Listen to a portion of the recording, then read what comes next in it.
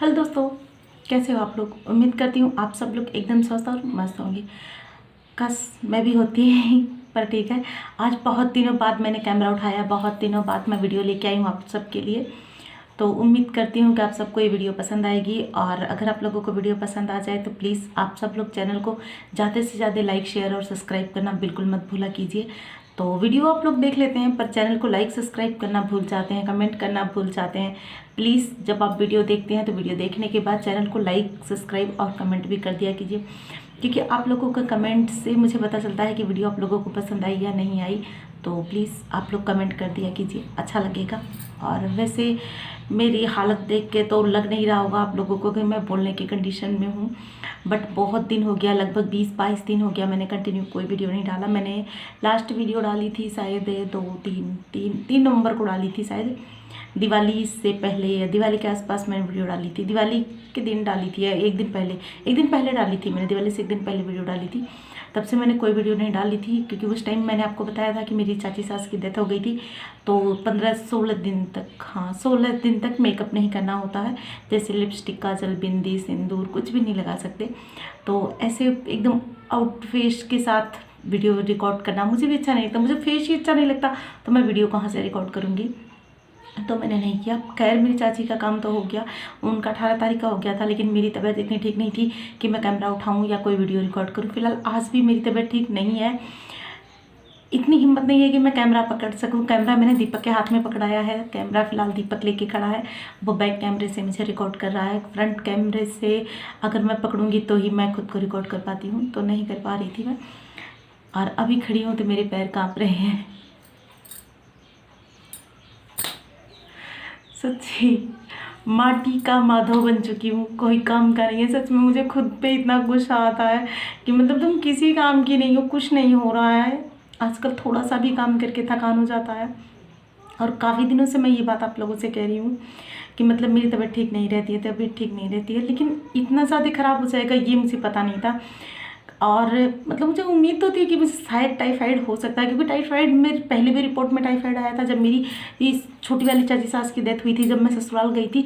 उससे पहले भी मुझे टाइफाइड था, मेरी रिपोर्ट में टाइफाइड निकला था, और मैं टाइफाइड की दवाई खा रही थी। लेकिन उसी दौरान क्या हुआ कि मतलब दिन भर एक टाइम खाना खाना रहता था, तो मैं सुबह ब्रेड खा के 2 ब्रेड खा लेती, चाय पी लेती, दवाई खा लेती, दिन भर वैसे रह जाती। और शाम को वो क्या होता, बिना लहसुन प्याज, बिना छमके चमके मतलब खाना खाना रहता, तो दाल चावल चटनी चोखा कुछ इस तरह होता उसके साथ खाना। तो वो मतलब बहुत ज़्यादा इरिटेटिंग था मेरे लिए क्या सबके लिए हो जाता है। और उस टाइम मुझे दवाई भी खानी रहती थी, तो शायद दवाइयों का असर नहीं हुआ, या फिर दवाइयाँ मैंने कभी खाई क्योंकि मुझे दवाई खाना बिल्कुल पसंद नहीं, बहुत मजबूरी में मैं जाके दवाई खाती हूँ।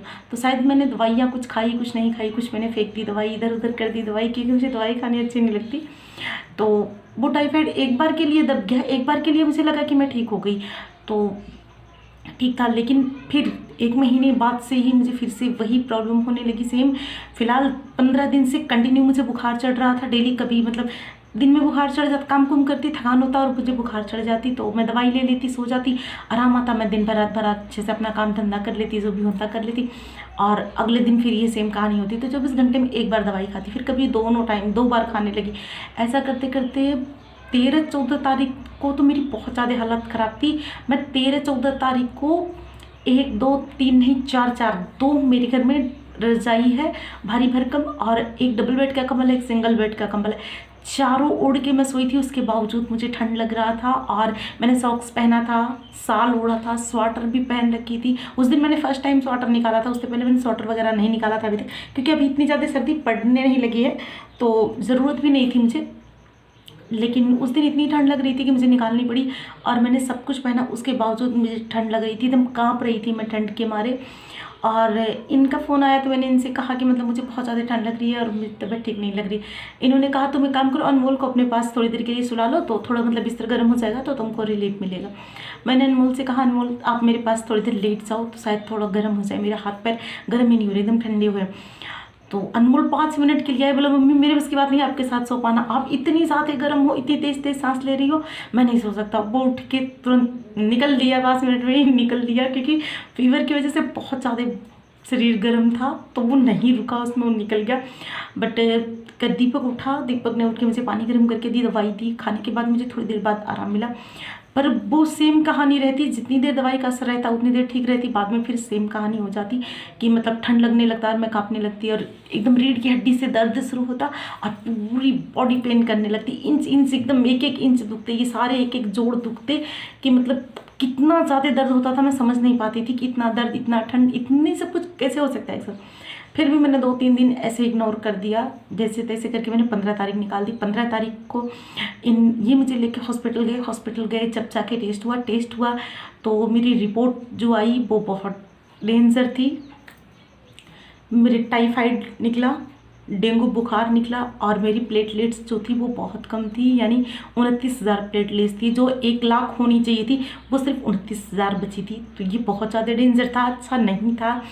और ये चीज़ मुझे महसूस हो रही थी, लेकिन वही ये कह नहीं पा रही थी मैं और सह भी नहीं पा रही थी, थोड़ी सी मतलब हो जाती थी।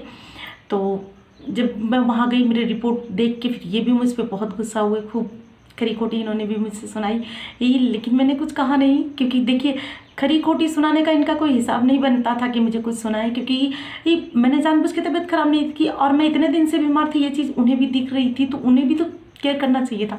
लेकिन वो अपने काम में बिजी थे और मैं अपने काम में बिजी थी। हाँ ठीक है, ठीक हो जाऊंगी, ऐसा कर करके चलता रहा और लास्ट में इतना ज़्यादा हुआ कि पैसे भी भरपूर लग रहे हैं, आज भी खूब पैसे लग रहे हैं, कसर नहीं रही है पैसों की, और साथ में परेशानियाँ भी बहुत सारी हो गई है।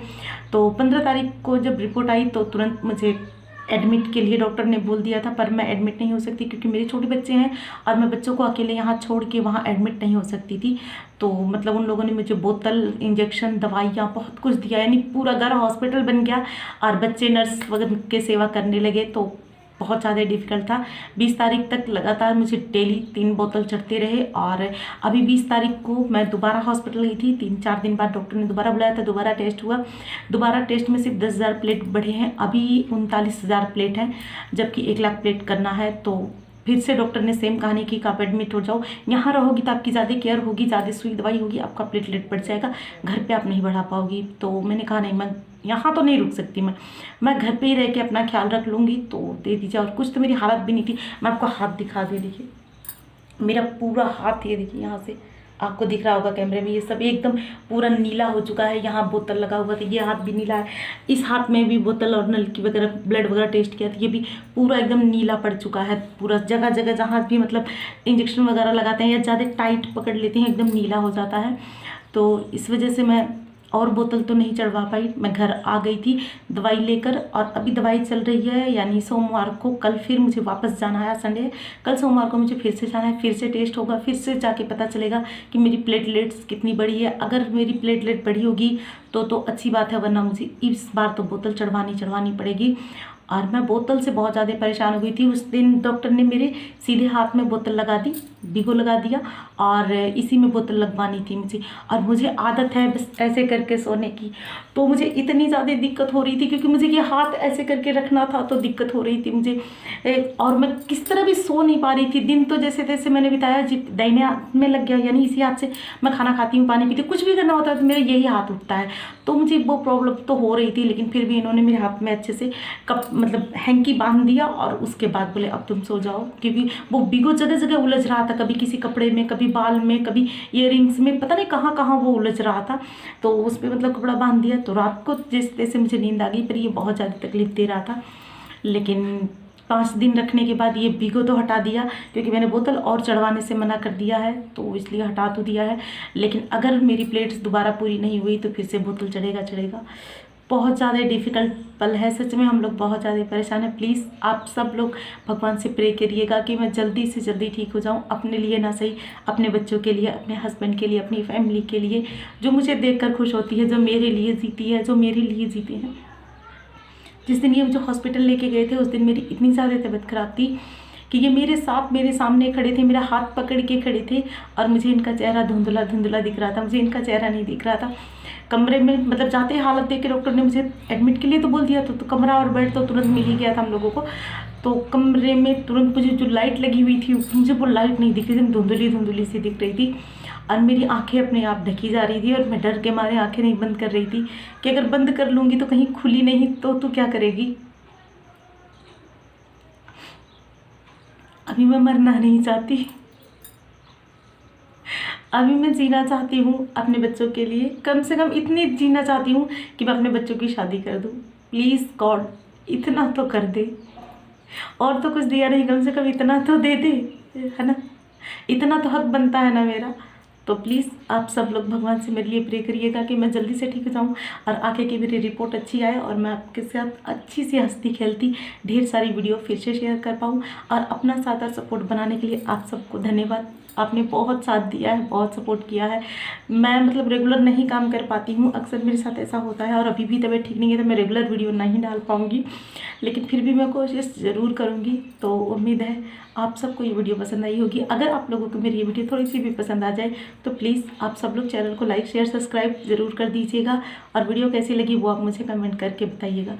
चलिए फिर मैं मिलती हूँ एक और अच्छी सी नई वीडियो में। तब तक के लिए आप सब लोग खुश रहिए, स्वस्थ रहिए, मस्त रहिए, और माता रानी की कृपा आप सब पे बनी रहे। बाय।